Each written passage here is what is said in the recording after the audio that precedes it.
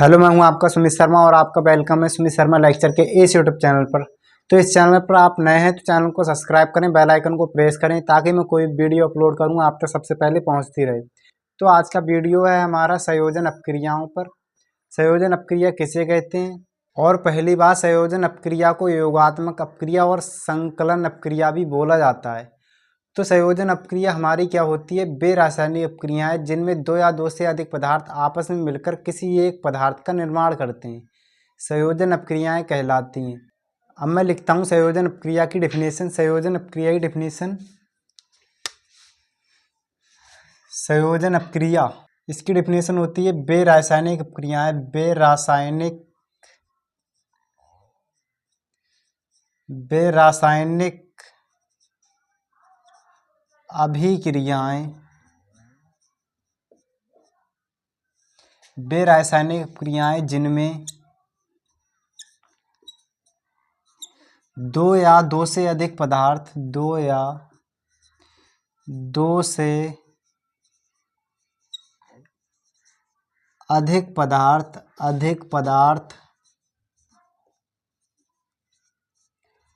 आपस में मिलकर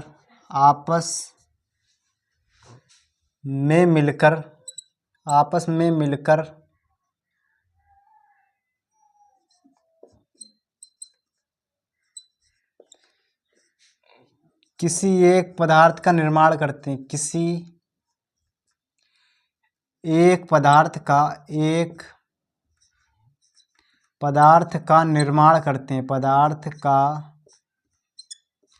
निर्माण करते हैं, निर्माण करते हैं,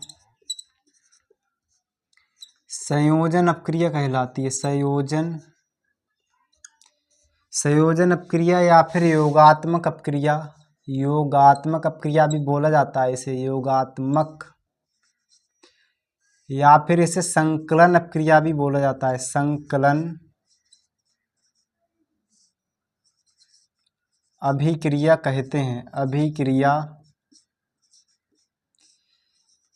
कहते हैं।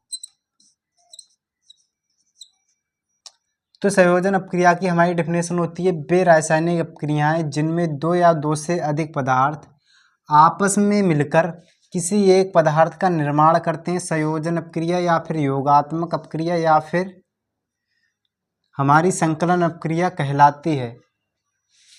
तो ये होती है इसकी डेफिनेशन।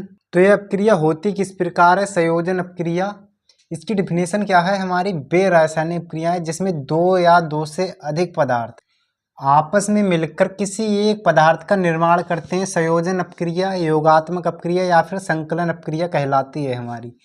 इसको हम आम तौर पे मान सकते हैं। उदाहरण के तौर पर इसमें बोला गया दो या दो से अधिक पदार्थ, हम दो पदार्थ लेते हैं जिसमें लिया हमने पहला ए और दूसरा लिया बी और ये लगाया एरो। इसका मतलब है दो या दो से अधिक पदार्थ हमने लिए, दो पदार्थ आपस में मिलकर एक पदार्थ का निर्माण करते हैं। तो ये दोनों पदार्थ आपस में मिलकर एक पदार्थ ए बी का निर्माण करेंगे, तो ये हमारी योगात्मक अपक्रिया कहलाएगी, जिसे संयोजन अपक्रिया भी बोला जाता है।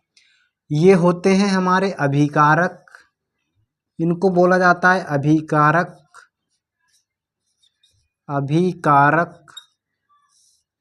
ये होता है जो हमारा ए बी है वो होगा हमारा उत्पाद। तो ये होता है हमारा उत्पाद। तो इसका एग्जाम्पल होगा, यानी कि उदाहरण क्या होगा इसका? तो संयोजन अपक्रिया का हमारा बड़ा ही सिंपल सा उदाहरण है जो आपके घरों में भी प्रयोग होता है। जब आप दुकान पर जाते हैं तो लाते हैं एक चूना, जिसे नाम दिया जाता है कली का चूना, या फिर उसे रासायनिक विज्ञान की भाषा में कहा जाता है कैल्शियम ऑक्साइड। जब हम चूने को लाते हैं, कली का चूना बोला जाता है उसे, कैल्शियम ऑक्साइड होता है वो हमारा, उसमें जब पानी मिलाया जाता है तो बड़ी तीव्रता से अपक्रिया होती है, उसके बाद बनता है जो हमारा वो बनता है कैल्शियम हाइड्रोक्साइड। तो ये उदाहरण होगा हमारा कली के चूने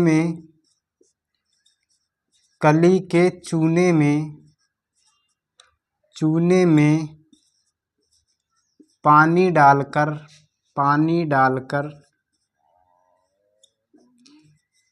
डालकर बुझा हुआ चूना प्राप्त होता है। बुझा हुआ चूना बनता है। चूना बनता है। तो क्या होता है, कली के चूने में पानी डालकर बुझा हुआ चूना प्राप्त होता है हमको। कली के चूने का सूत्र होता है हमारा कैल्शियम ऑक्साइड, जिसे बोला जाता है CaO। ये होता है हमारा सॉलिड यानी कि ठोस, इसीलिए S लिखा है ब्रैकेट में। और जब इसमें जल को मिलाया जाता है, जल होता है हमारा H2O। ये होता है हमारा लिक्विड यानी कि द्रव अवस्था में, इसीलिए L। ये लगाया एरो। उसके बाद जो अपक्रिया होती है वो किस प्रकार होती है, तो इन दोनों के सहयोग से हमारा क्या बनेगा, हमारा बनेगा कैल्शियम हाइड्रोक्साइड, जिसका सूत्र होता है CaOH का होल ट्वाइस प्लस ऊष्मा मुक्त होती है, ऊष्मा। ये होता है इसका संयोजन अपक्रिया का उदाहरण। और उदाहरण पहले मैं इसका नाम लिख देता हूँ। ये होता है हमारा कली का चूना, इसे बोला जाता है बिना बुझा हुआ चूना। बिना बुझा चूना। ये होता है हमारा पानी यानी कि जल, जिसे इंग्लिश में बोला जाता है वाटर। ये होता है हमारा कैल्शियम हाइड्रोक्साइड, जिसे बोला जाता है बुझा हुआ चूना। बुझा हुआ चूना। और इसके और सरल उदाहरण मैं दे रहा हूँ आपको। आप ये वाला उदाहरण ना लिखो तो ये भी लिख लो, H2 प्लस O2 एरो। तो इसके बाद हमारा जो बनेगा वो क्या बनेगा, जल H2O। अब इस समीकरण को बैलेंस कर लेते हैं।